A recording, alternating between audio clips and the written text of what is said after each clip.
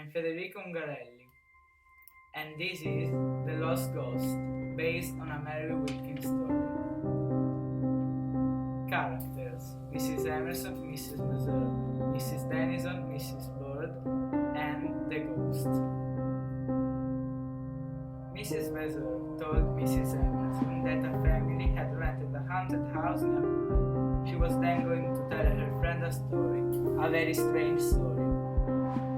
Before she was married, Mrs. Mazur went to board with two sisters, Mrs. Dennison and Mrs. Bird, very nice people. But one night, Mrs. Mazur was in her room and heard a knock at the door.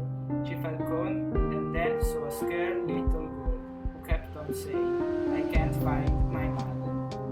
When Mrs. Mazur told what happened to Mrs. Dennison and Mrs. Bird, they decided to tell her all they knew and what had happened to them after they bought that house.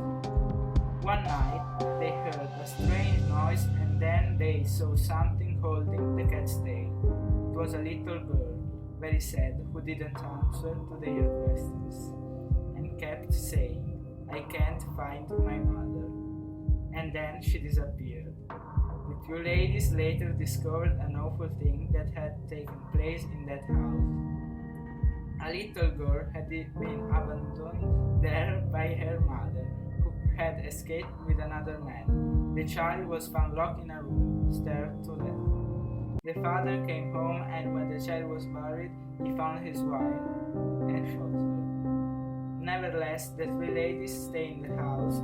They saw the little ghost a number of times, and Mrs. Bird especially was very sad about the little girl.